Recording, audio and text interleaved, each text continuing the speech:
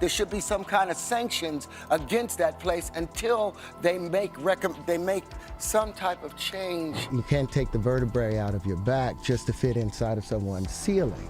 You have to stand up full and proud, stand up erect. Martin tried to put me in my first dress.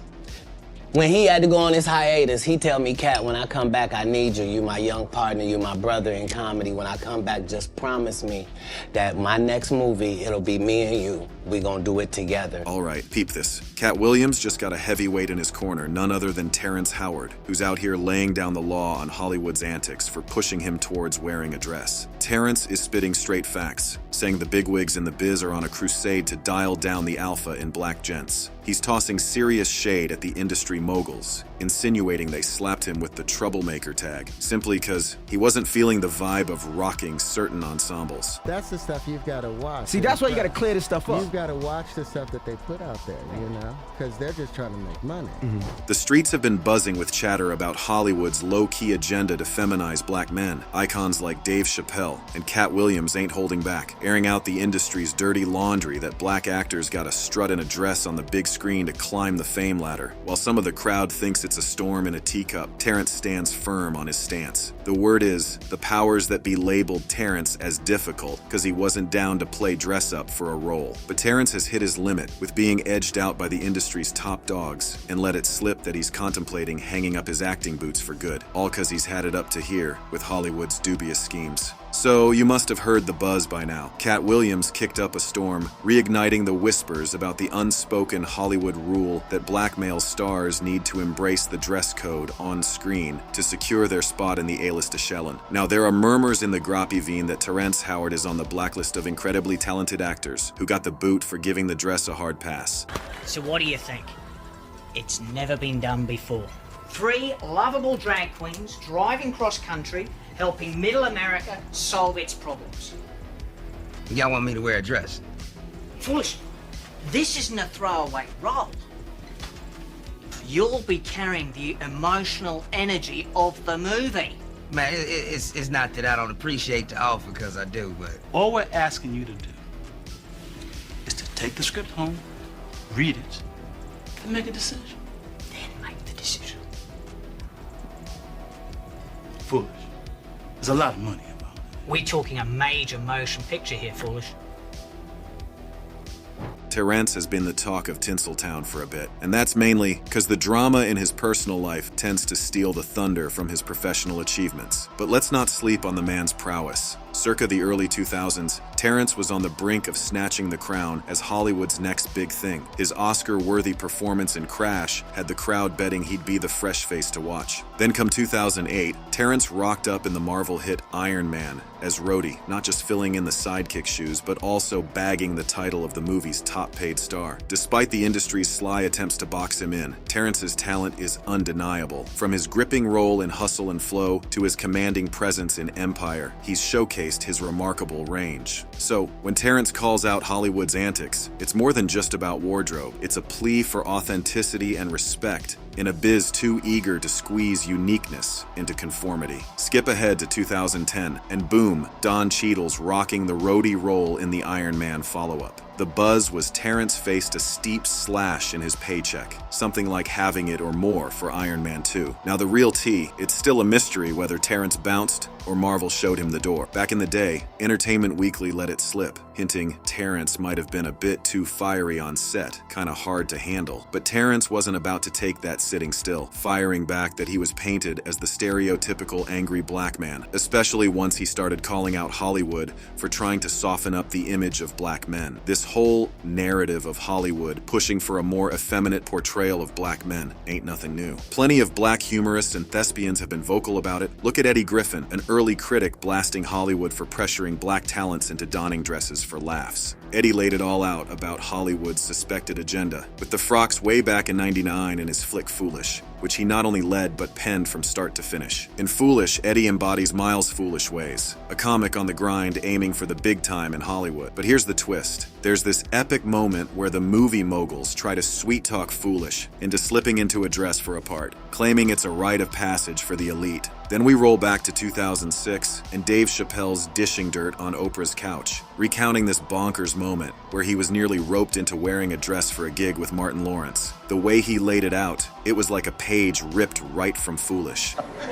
And he put this dress on, and what? This prostitute? Nah, I'm not doing that. I don't feel comfortable with that.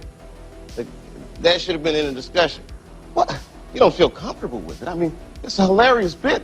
All the greats have done it. Leap forward a bit, and Kevin Hart's weighing in on Dave's anecdote, brushing it off like it's no biggie, claiming that sort of stunt never went down with him. Definitely haven't ran into to put on the dress. I mean, you know, you have to have boundaries. You have to have limits that you refuse to cross.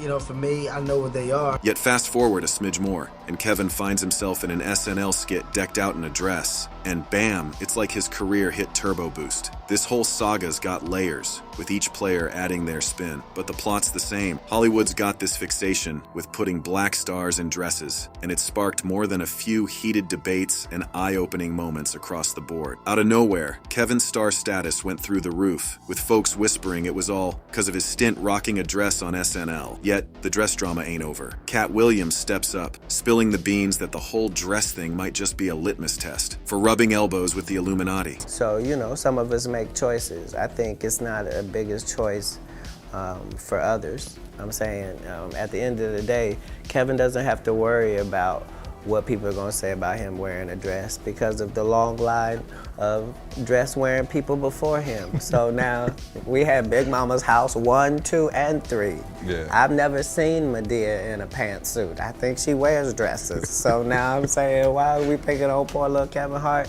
Because it was his turn next. Okay. Some of us are against the Illuminati, and we are against the Illuminati at our own detriment. When people are against the Illuminati, then they get punched in the face all the time. The press hates them, and nobody likes them.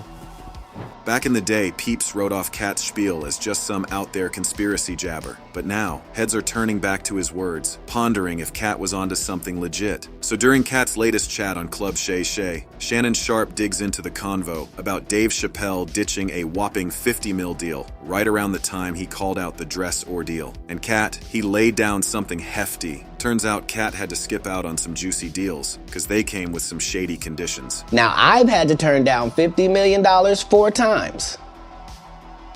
4 times. Just to protect my integrity and that virgin hole I was telling you about.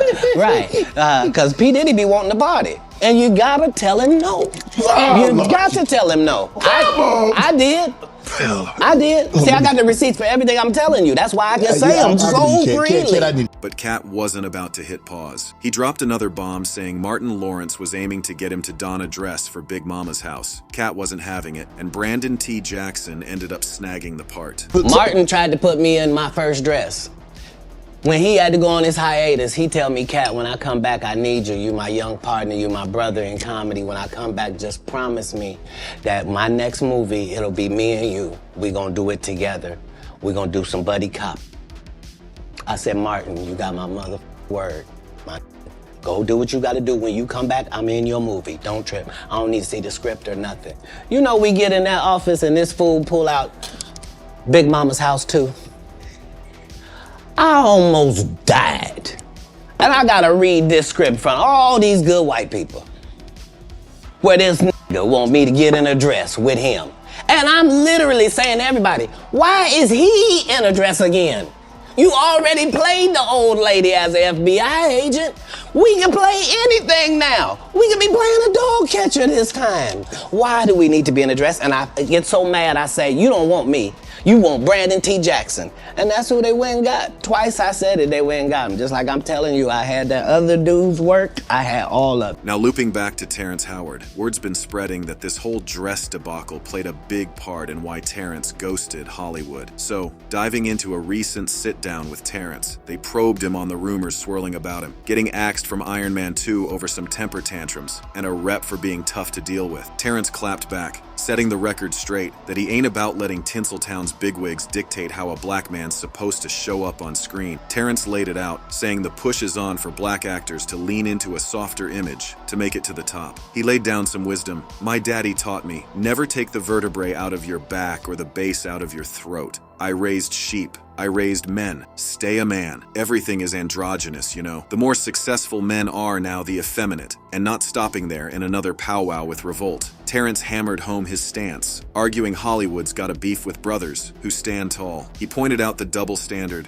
Only white men are allowed to be both strong and non-threatening at the same time. The dude's been vilified, for real. Terrence dropped some heavy words, saying the current vibe in Hollywood is pushing dudes towards being more delicate, stripping them of their raw strength and power. White guys get the green light to flex their might, but when black men step up, it's suddenly a red flag. He went on to say, I don't want to remove a few chromosomes to fit into someone's story. His take, it's high time narratives widened their horizons to let men flex their masculinity while still showing love for the lady's grace. Naturally, this whole drama's got the web buzzing with all sorts of chatter. Some peeps are quick to slap the conspiracy theorist tag on Terrence and Katt Williams, brushing off the dress debate as small potatoes compared to other issues. One voice chimed in, as a 42-year-old black man, the last thing I'm worried about in my life is comedians wearing dresses. Rap, hip-hop, and hood culture are way more threatening to my life than this. Another piped up, defending the comedic angle. Putting on a dress is for comedic value. Medea Chanel, Nutty Professor, White Chicks, Big Mama's House were all hilarious. Making people laugh is what it's all about. Someone told people the narrative of a dress being used to emasculate men, and y'all ran with it. Yet there's a solid crew rallying behind Terrence and Katt, applauding their guts to shine a light on the darker corners of Hollywood. They're buying into the idea that the dress code is part of a bigger, more ominous plot. One supporter laid it out, Terrence Howard is absolutely correct. This ain't no conspiracy. They all know the agenda. Another backed him up. I'm with Terrence. Brothers are still enslaved and don't seem to care. All because of the almighty dollar. They're definitely trying to emasculate our men, and our men are cool with it.